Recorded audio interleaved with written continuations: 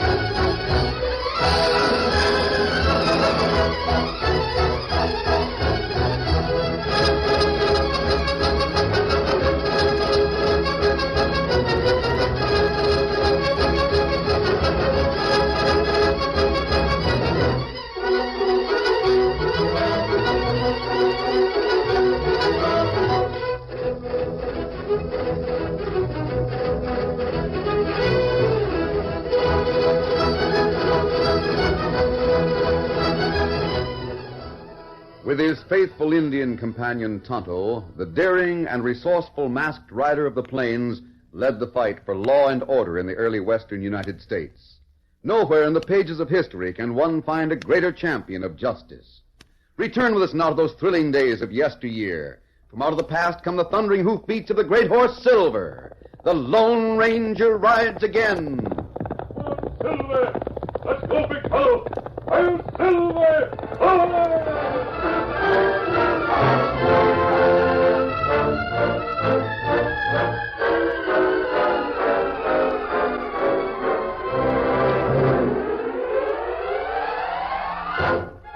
The town of Golconda nestled in the hills in the heart of the gold country. It was there that Eben Frawley ran the general store. When a tall white man and an Indian reined up in front of Eben's establishment, there was nothing to indicate that the rider of the white horse was the almost legendary character known only as the Lone Ranger. Steady, big fella.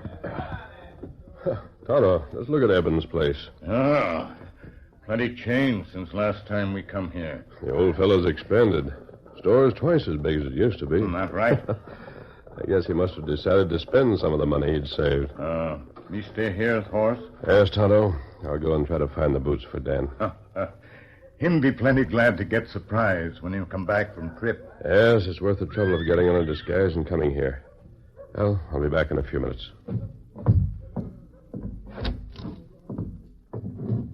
Good morning, mister. Morning. Just name it. If I ain't got it, you can't get it. I'm looking for a pair of boots for a boy of about 14. Boots, eh? Mining, riding, walking, or just fancy for sure?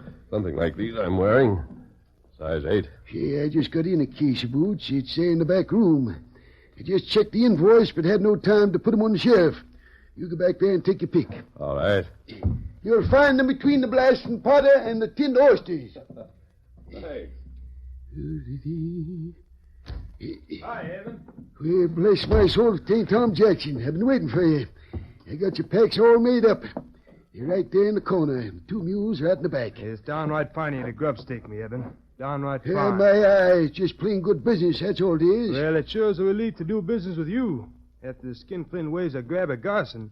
Why, when that critter grubstakes a man, he wants 75% any claim that's found. I know. That's why I decided to put my cash to work grubstaking men like you. Well, there's your gain, grub.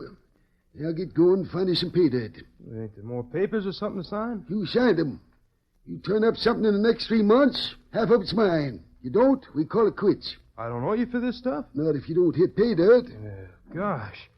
Sure a different deal than Garson made. Well, he expects men to pay back what he advances them, whether they find gold or not. Well, you're dealing with Eben Frawley now, not Grabber Garson. Now get. Yeah. Can you tote them packs? Yeah, I'll manage. Just hold the door for me. Yep. Oh, by the way, Evan, Yeah? you better keep a wall at your back.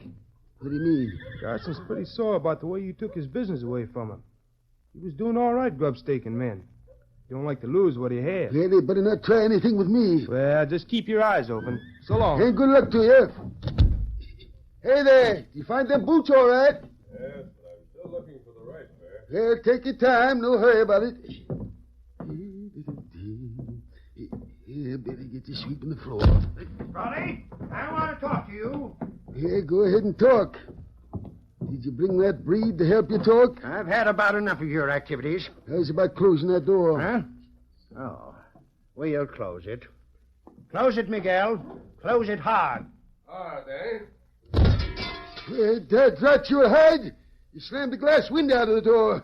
Somebody's got to pay for that. I saw Tom Jackson leaving here. I suppose you've grub-staked him? You bet I have, you greedy, grabbing skinflint.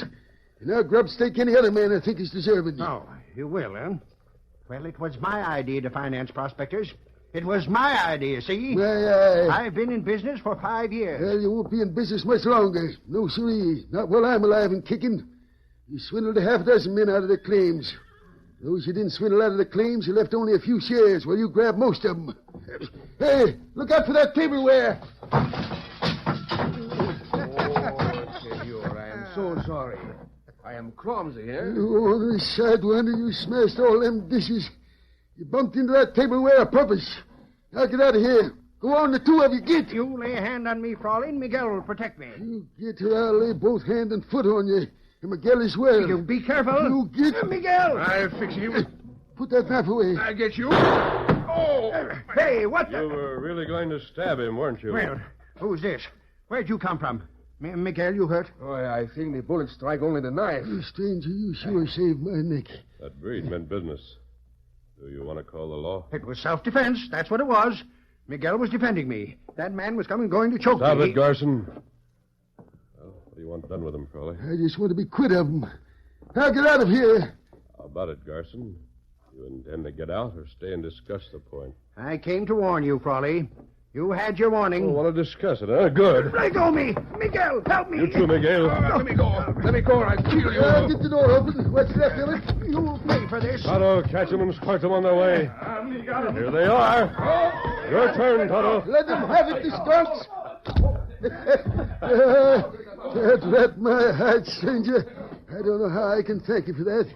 It was worth the cost of that door and them dishes to see the way you handled them sidewinders. Eben, this may be only the beginning of trouble for I'll you. watch him. I'll be on guard. Don't you worry about me. Garson's pal wasn't fooling with that knife. I didn't think they'd go that far. Now that I know the way, I'll be set for 'em. Did you find them boots you wanted? No, not yet. Well, I'll help you look. And when you find them, they're a present from me to you.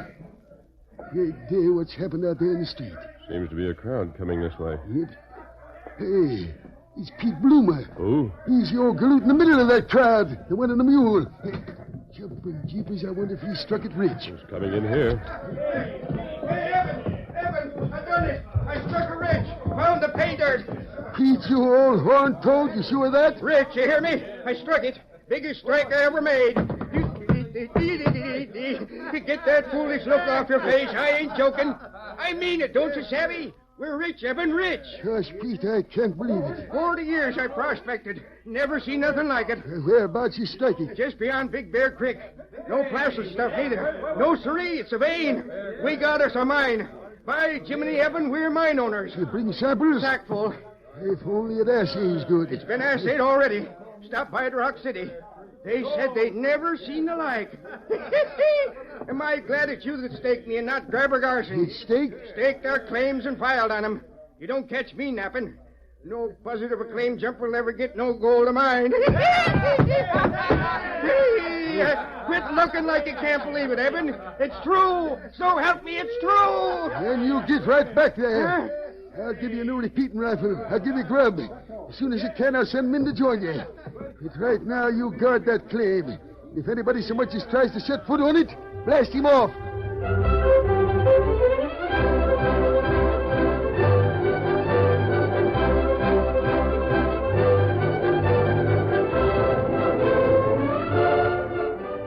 In the street outside, Grabber Garson and the half-breed named Miguel watched the excited crowd that milled in front of Frawley's store. Look at the pack of fools making a regular hero of that old coot. I see them. And to think I'd have most of Pete's mine if it hadn't been for Frawley. If it had not been for Frawley, I would not have a wrist so lame I cannot move it. Someday I get even. You see, no man can treat Miguel Espinosa in that way. I got some rough handling, too, Miguel. I got something to settle, too. What's more, I'm going to settle it. Senor, you have the idea? Yes. I think I have. Bueno. You know what sort of agreement Frawley made with Pete? The discovery is divided half and half. Yes, but there's something else in the agreement. If anything happens to one of the two, the survivor gets the whole business. But what of that, senor? My idea is taking shape. Maybe people can say that I drove a hard bargain, but they can't say that I ever tried to murder a man. You, senor? No. You have not done that. Well, that's what Eben Frawley's going to do. Just let me get things worked out, Miguel, and I'll have a job for you. How's your hand? He's pretty sore. Someday I get even with that hombre who shoots knives from a man's hand.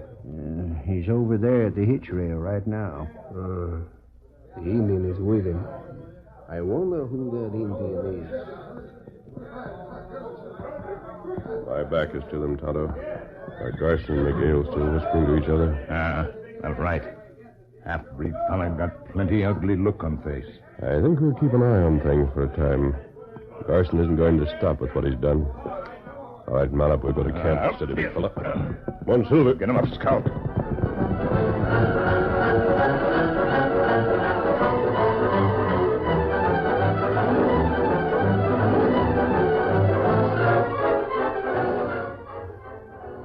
For several days, the Lone Ranger and Tonto watched developments in town, but they saw no sign of the half-breed called Miguel. On the morning of the third day, Tonto raced into camp with news for the masked man. Oh, Scout, oh, fella. Tonto, you have news? Maybe not important news. Maybe plenty important. What is it? Miguel not in town for 2-3 days. Yes, I know that. Did you find out where he is? No, but him disappeared same time old miner leave town. Pete? Maybe him follow Pete to claim. It's possible. I don't see what he could gain by that. Well, maybe kill Pete. It would give the entire claim to Eben Frawley. Garson wouldn't gain anything. Miguel couldn't jump the claim if it's already filed. Still, it might be a good idea to ride out and see if Pete is all right. You know where claim is? Frawley will tell me. Well, not if you go there with mask. I'll call on him in the same disguise I wore the last time. And I'll come back here and we'll ride to Pete's claim. Here, give me a hand with the disguise.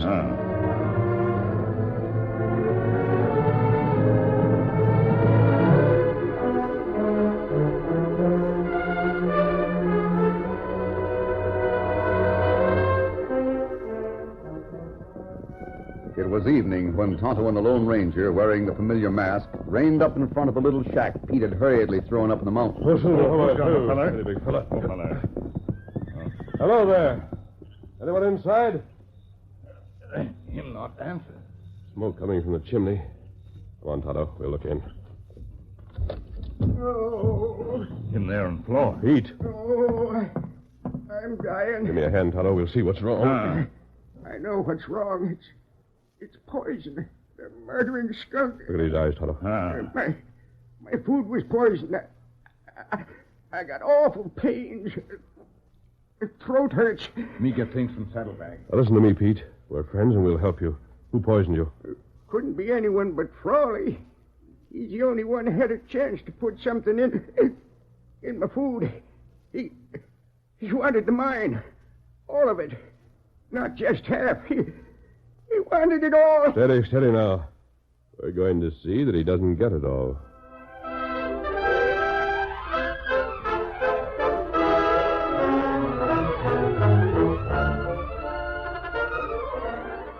The curtain falls on the first act of our Lone Ranger story. Before the next exciting scenes, please permit us to pause for just a few moments.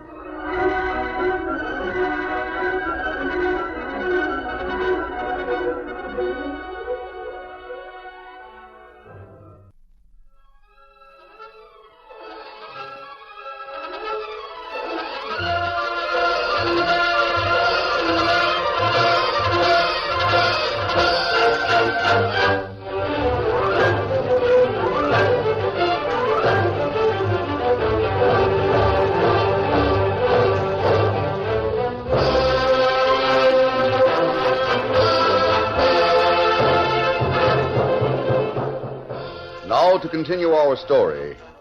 For 3 days, Tonto stayed with Pete Bloomer, helping him fight the poison and nursing him back to health. In the meantime, the Lone Ranger took samples of the food that Eben Frawley had supplied to a doctor friend. It was night when the masked man returned to the gold claim. He found Tonto camped near the side of a little shack. The Indian reported on Pete's condition. Him nearly well again. Him be good as new in 3 days. Good. I brought more food, Tonto. It's in the saddlebags. That good. Food supply low. Unless we use food Pete bring. That food can't be used. Doctor say food poison? Yes, but differently than we thought. What's Pete have to say? Well, him plenty mad at even Frawley. He still thinks Frawley poisoned his food, huh? No one else near food. Tonto, look over there. Pete's leaving the shack. We go get him, huh? Yes, come on. Late for you to be out, isn't it, Pete? Huh? Were you going somewhere? Well, I was just going to walk around a little. With your saddle on your arm? Now, see here. I appreciate the help you gave me, but that don't mean I got to give an account of everything I do, especially to a masked man. Now, Pete, take it easy. Will you let me alone? Put his saddle away, Tonto. Now, see here. Take him now. Pete, it might be a big mistake to go and accuse Eben Frawley of trying to kill you. How'd you know my plans? They weren't hard to guess. You left here with some of that food to see if there really was poison in it. What was the answer? There was poison in the food, all right. Well, then that settles it. I'll deal with that polecat. What can you prove? I don't need to prove a doggone thing. I'll take the law into my own hands. I'll get square. And then you'll hang. I'll make that slick-talking critter confess. That's what I'll do. Why, he's even worse than Grabber Garson, the scheming sidewinder. Pete, let me tell you something about that food. Well? There was poison in it, but not a poison that would kill anyone. Huh? The food had been treated with something that would make you deathly sick. Something that would wear off in a few days. You sure of that? Dead sure? Yes. If Eben had wanted to poison you, he'd have used arsenic or something like that. He has plenty of it in his store. Well, maybe he don't know the difference. Maybe he made a mistake. Maybe you made the mistake in suspecting Eben. Maybe someone wanted you to do just what you're trying to do. Huh? What do you mean by that? Someone who wanted to get rid of Eben Frawley. You don't mean Garson? Yes, I do. But he wouldn't Wouldn't he be in a nice spot if you killed the man who's ruined his business? Doggone. I never thought of that. Say, just who are you anyway? That's not important, Pete. Just give me a chance to prove what I've told you. Well, how can you do that? I don't know yet. I'll have to find a way.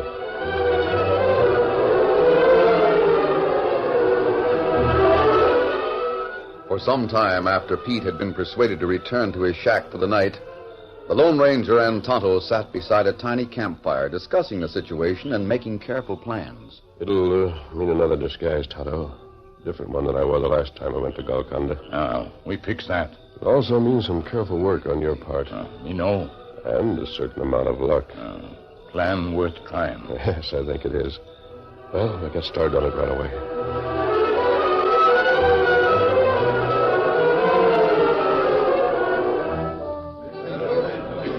The following day, a tall man who seemed to be an unlucky prospector appeared in Golconda and went to the cafe. He dropped a few remarks that brought many curious questions from the townspeople. You say you seen Pete stretched on the floor of his shack? That's right. Dead, huh? Certainly looked like a dead man. Great day. There was poison in his grub. Poison? How'd you know that? Food poisons a dog, it poisons a man. Hey, there ain't no one but Eben Frawley that could have done that. That's so. Eben Grubstake. He gave him that food. By Ginger, that's so. Frawley done it. Must have been Frawley.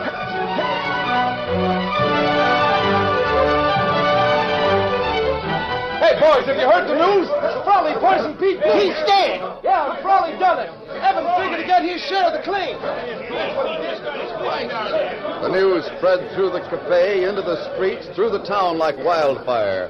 Some were quick to accuse Eben Frawley. Others were dubious and willing to give Eben the chance to tell his side of the story or to defend himself. Now, maybe Eben done it, and maybe he didn't. I say, let's go talk to him.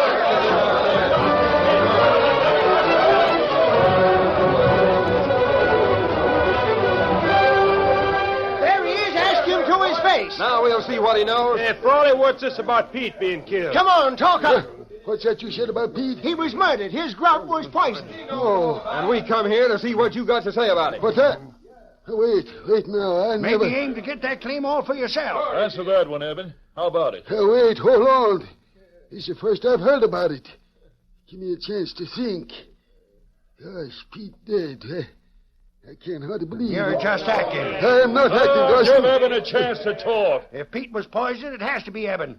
Who else stood to gain by it? Pete got all his grub from you, didn't he? Wait. It wasn't me that done it. I swear I didn't. I say we should string him up for it. No, boys. You can't do that. Oh, don't listen to Garson. Take him up to that claim. If Pete's dead, string him up on the spot.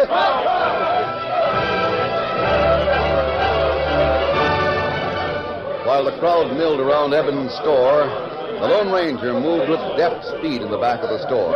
He removed the prospector's clothing that covered his own and replaced the disguise with his mask. Then when Eben was grabbed by half a dozen men, the Lone Ranger came into the store from the rear door. One of his guns barked for attention. Get back, all of you. Get away from Frawley. Let him alone. So you got a masked outlaw on your side. Hey, that came close to my feet. The next one will come closer, Garson. This way, Frawley. But, This way. You can come with me or hang. I reckon I'll choose you. Out the back way. We can both ride my horse. I don't savvy this at all. Who are I you? want to ask you a few questions. But first, we've got to get away from here. Steady, big fella. Get up here behind me. Those crazy galoots would lynch me. Now, listen to me, Frawley. Your friend's not dead. Don't worry about Pete. Up you come. You mean to say Pete's alive? Yes, I'll tell you all about it when we get away from here. Come on, Silver.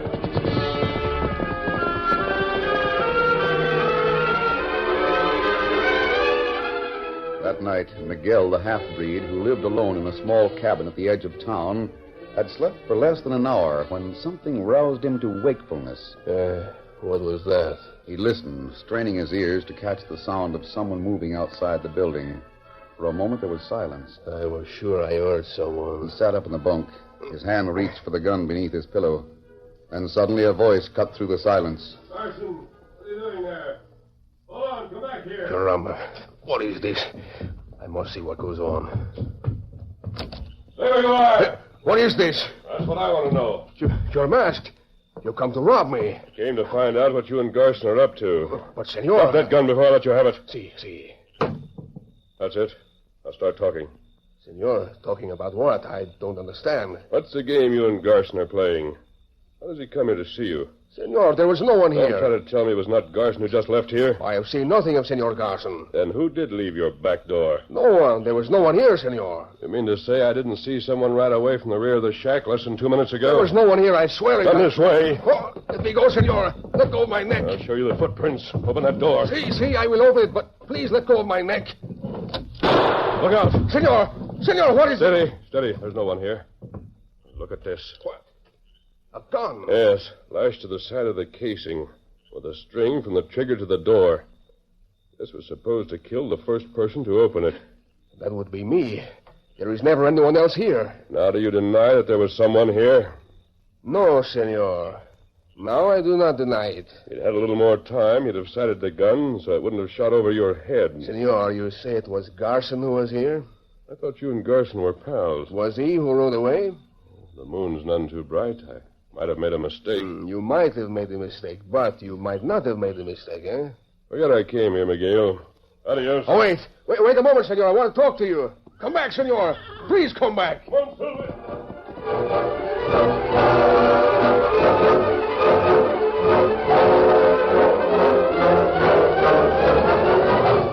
Miguel stood there for a moment after the mysterious masked man rode away. Then he hurriedly put on his boots and gun belt. Then he picked up the pistol he had dropped to the floor and left his cabin. A few minutes later, Grabber Garson was wakened by a pounding on his door. About time you opened the door. Miguel, what are you doing Oh, you're surprised to see me alive. You thought I would be killed, eh? What's that? You thought I knew too much. You planned to set the trap. Then you would not have to fear that I would tell who it was that caused the death of Pete. Shut up. Listen to me, you crazy fool. Have you been drinking? No, I've not been drinking. I know what I hear and what I see. I hear the one with the mask called your name. I know it's you who leave the back of my house. I haven't been near the back of your house, and I don't know what you're talking You about. lie. You tell 1,000 lies. You tell me the poison will do more than make Pete sick. You lie about that. It kill him. Now you say you have not been near my house. Again you lie. You deny you want me dead, so there's no one to know about you. More lies. Well, I'm here to fix you, Garson. And about that, I do not lie. You're loco. Put that gun down. Stop it, Miguel. What? Oh, my hand. It's you again. You hit my hand. You should have left your gun at home. You heard it, Sheriff? You heard what they said? Frawley, Sheriff. Yeah, we're here, all right. And you heard what Miguel said about the poison in Pete's grub? I didn't do it. That breed is the one who's to blame. It was Garson who made me do it. You can't prove it. Now, shut up, both of you, shut up. We heard all we need to know. The masked man figured we'd get some true facts if we got you two stirred up. Well, he was right. Come on, Breed, we want you. You too, Garson. No. I didn't poison the food. The breed did it. He sneaked up and put poison in Pete's food during the night. And you gave me the poison. The stuff I gave you wasn't poison. It wouldn't have killed Pete. Pete didn't die, you scheming polecat. But he got mighty sick. He didn't die? No. He didn't come to kill me like you wanted him to. If he didn't die, you can't hang me. Well, maybe we can't hang you, but we can put you away for a good spell. Sheriff, this one, he should have extra time in jail. He should be there longer than me. He tried to kill me. That ain't so. I can prove it. Oh, you can forget that charge, Breed. Carson didn't try to kill you. But I heard the shot. I saw the gun on the string. Uh-huh. But that wasn't Carson's doing. But who then? It was just the masked man's way of stirring things up to see if some truth wouldn't come to the surface. I'll do that.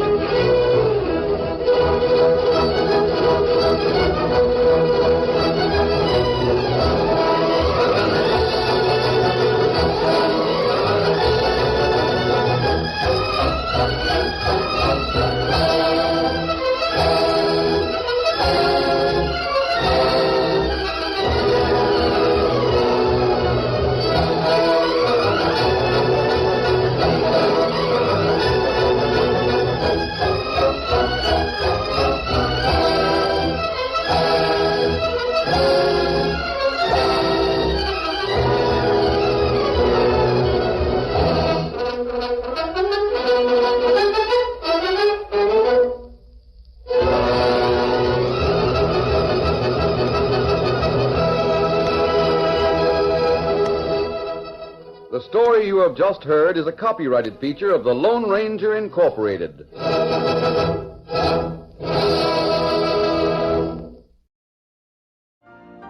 You've been listening to the OTR Gold Network. Find more classic radio at otrgold.com.